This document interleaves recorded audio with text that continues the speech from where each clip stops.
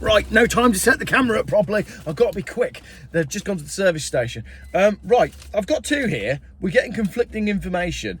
Autocar and Parkers.co.uk. We've got from Parkers, electric cars surged to record heights in August, but from Autocar, Ford cuts 1,000 jobs at Explorer and Capri factory amid weak demand. So which is it? I've just seen a police Ford Capri, actually, an electric one, and 3 cars with flat tyres in the UK on the motorway.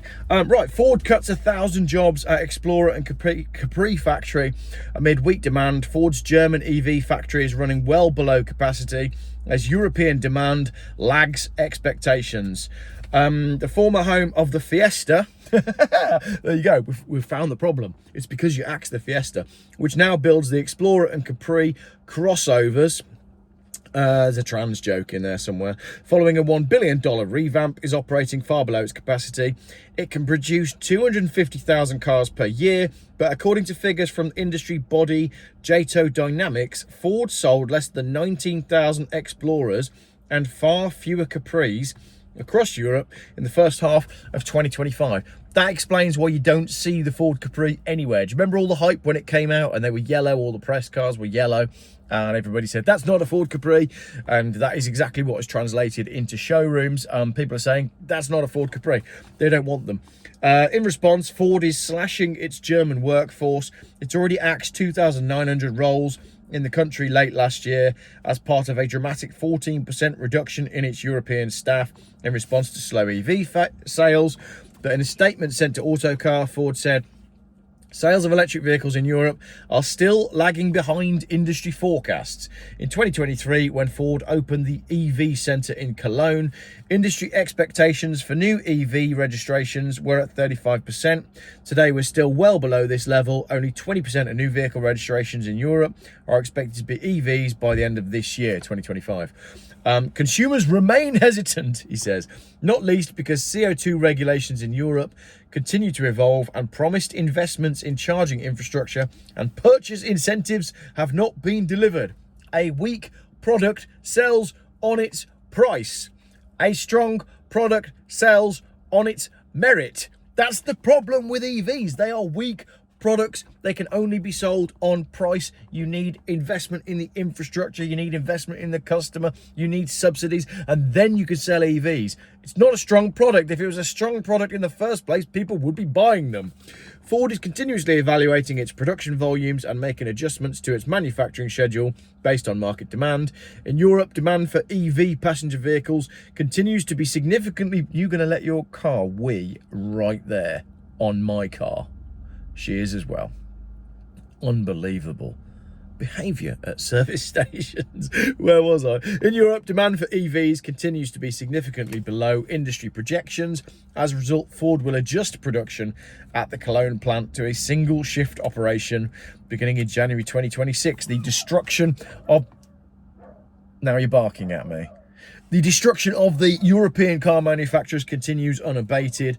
This step will result in the reduction of up to 1,000 positions at the Cologne Electric Vehicle Centre. We understand the impact this has on our employees, and we are committed to supporting those impacted. As part of this process, we'll be offering voluntary separation packages, but Ford hasn't said how many workers will remain. Before the last round of cuts in November, there were 11,500 people employed there, and they're getting rid of another 1,000. Meanwhile, Ford will end production of the Focus at its other German factory in Saarlouis this November, whereupon it will close the site for good. We've lost the Fiesta, and now we're losing the Focus.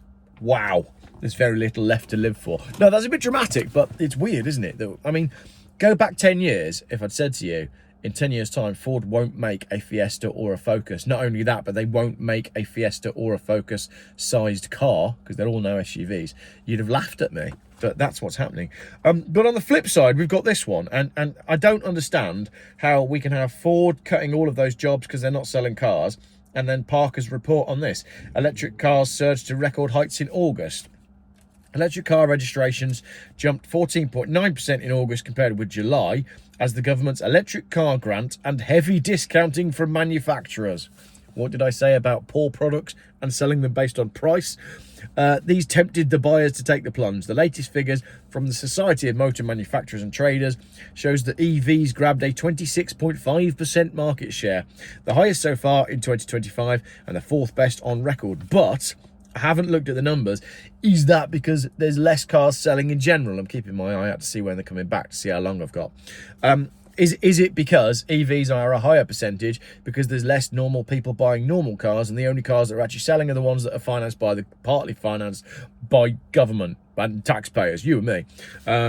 Hybrid registrations went the other way, dropping from 13.9% to 11.4%. So people don't like hybrids. Fleets and businesses signed off 50,589, which is down 3.6% year on year. Fleets and businesses are the canary in the coal mine. When fleets and businesses stop buying cars, we know that the economy is knackered. We know the economy is knackered anyway, because basically everything in Britain has been sold off. And that's why all of our services, amenities, infrastructure, buildings are all in a gradual decline, because they've all been sold to the highest bidder, assets stripped, and now all these companies are trying to run on the minimal amount of investment. Case in point, if I was to, say, get a bin bag out of my car right now and dump it by the side of the road, I could be fined for doing that. But if I was a water company and I was repeatedly pumping sewer into freshwater bodies like a canal or a lake, I would get a gigantic bonus at the end of the year. That really annoys me, by the way. That is one of the things that annoys me the most, the way the water companies get away with doing what they do. But that's maybe a video for another day. So far, private car sales are up this year, 485,000, but it's only up 3.8%, and that's 276,000 EVs, making them a 21.9% share, which is still short of the 28% target set by the zero emission vehicle mandate, which, as you know, is supposed to go up year on year. The industry reaction to the EV grant, Chief Executive Mike Hawes called the results encouraging. August was the best month yet for the EV market share. While it's volatile due to low overall volumes, the overall trend is positive. September will be critical, with the new number plate factor typically driving around 1 in 7 new car registrations for the year. For idiots that still think that having the latest number plate is important for your neighbours. You don't even know your neighbours. You're financially crippling yourself to impress people that you don't like. Sort it out. Same with expensive watches as well. That does the job, doesn't it? So, in September, the new number plates came out. We're now on 75. I haven't seen any. Have you seen any? No, I saw one, but it was a quad bike. That doesn't really count. Paul Harrison, Chief Partnerships Officer for Leasing.com, said, August is a quieter month for new car market because people delay so they can buy in September when they get the newer plates and they can impress the people that they don't like. Despite this, the EV discount schemes launched by manufacturers and the reductions offered by manufacturers on vehicles approved for the grant really cut through the holiday season and turned the heads of motorists. The SMMT's EV new car sales market share stood at 26% in August, whereas BEV demand via our comparison website exceeded that figure at 34.9. Yeah, but that's demand on a comparison website. That could be anything. That could be me going on there and doing research. So that definitely doesn't count. Others were far less impressed. John Laws. So you've got Mike Hawes and John Laws. Managing Director at Novana Vehicle Solutions said the rollout was badly handled. While today's figures show some positive momentum, the reality is we are still woefully behind the mandate targets and the mishandled electric car grant, creating more confusion than confidence among motorists. What does this mean for you? For anyone thinking of going electric, this is one of the first signs the market is finally moving in the buyer's favour. Market's always been in the buyer's favour, because if you want to buy an electric car with actual real money, you could basically walk into any dealership with, I was going to say cash. They don't want you cash. They want you to finance it. But you go make any offer on an electric car and they'll sell it to you because they are that desperate to shift them. The used market is waking up. Leasing giants say inquiries are climbing, which should feed through into better supply and pricing for those who want an electric car without the showroom sticker shock. Porsche Taycans are now dropping. We've seen one at £29,000. Really good chat with Richard from Challenge the Road coming up on all sorts. I'm beginning to radicalize him as well. Some of you think he's boring because he's rich, but he's a self-made man who doesn't really go into the realm of conspiracy theories, but he actually wanted to talk to me about the protest. So when that video goes out later in the week, do give it a watch, because it's interesting to see how just showing people what's going on in the world can radicalise them. What's radicalised Richard is a friend of his who went down to the protest and said, Richard, there were a lot more than 110,000 people there. Interesting chat coming up later in the week. And Editor's View says the market is finding its feet. The problem is that the grant feels half-baked, and the scheme's £3,750 discount only really helps a tiny handful of models, more like a headline than a policy. The kids are back. That means it's the end of the video. Thank you very much for watching. Let me know what you think.